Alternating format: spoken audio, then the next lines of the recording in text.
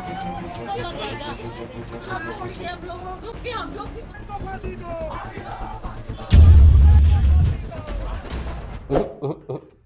Impossible, हो ही नहीं सकता, सजा हो ही नहीं सकती।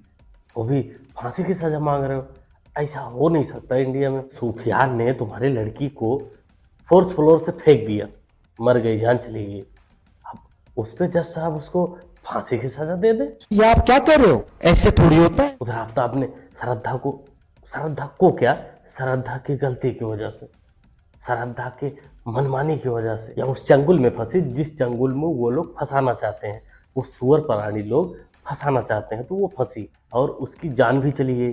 श्रद्धा जो स्वर्ग नर्क देखना था उसको, वो मलेच्छ के संपर्क में आने के बाद वो सब यहीं भुगत चुकी है, सब यहीं देख चुकी है। उसके बॉडी पार्ट्स कौवे खा रहे हैं, कुत्ते खा रहे हैं, जंगली जानवर खा रहे हैं। बाकी बहुत कुछ बताने की ज़रूरत नहीं है।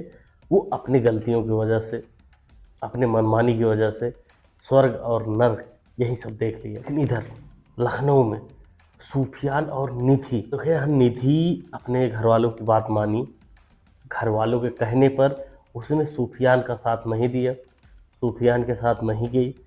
सूफियान इससे ज़बरदस्ती कर रहा था, इसका ज़बरदस्ती धर्म परिवर्तन कराना चाहता था, बाद में इससे शादी करना चाहता था। चलो हो सकता थोड़ी बहुत बात इन दोनों में रही हो, लेकिन इतना तो ज़मीर जिंदा था इस लड़की का कि इसने अपने माँ बाप का बात माना और उसके साथ जाने से मना किया, उससे संपर्क में आने से मना किया। उस सुअर मलिच के संपर्क में नहीं आना चाहती थी, तो उसका भी हाल हुआ, उसको भी मौत मिला। सुफियान इसके घर पर आया, इसके फ्लैट में आया, झगड़ा कर रहा था इसके फैमिली वालों से। ये सब सुनकर वो भी शायद छत पर गई, जहाँ झगड़ा हो रहा था वहाँ गई।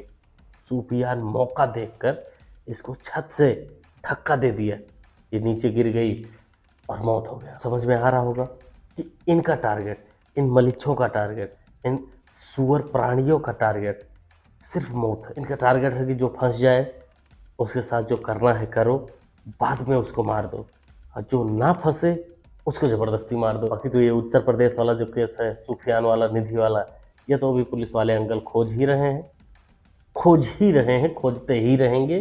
कब तक खोजेंगे पता नहीं, जब तक उसके बारे में कुछ ऐसे सबूत नहीं बना दिए जाएंगे कि उसको साबित किया जा सके कि नहीं नहीं वो तो पागल था, यहाँ से प्रेरित था, वहाँ से प्रेरित था, वो पागल लड़का था, पागलपंती में ऐसा कर दिया। बाकी उसका मोटिव ऐसा नहीं था, वो बहुत बड़ा पुजारी था, मोटिव ऐसा नहीं था, वो तो पागलपन में निधि को धक्का दिया और मौत हो गई। चलो मान लो पुलिस वाले पकड़ भी लेते हैं, तो आफ्ताब जैसा होगा कि आफ्ताब को डाल दिया, जेल में डाल दिया, रिमांड पे ले लिया, पूछताछ हो रही है, धीरे धीरे मामला अंदर ही अंदर सेट होता रहेगा। ये अगर समझ रहे हो कि नहीं नहीं नहीं हम प्रदर्शन करेंगे, ये करेंगे, वो करेंगे, तो जज साहब फांसी की सज़ा दे देंगे, इम्पॉसिबल, हो ही नहीं सकता ऐसे।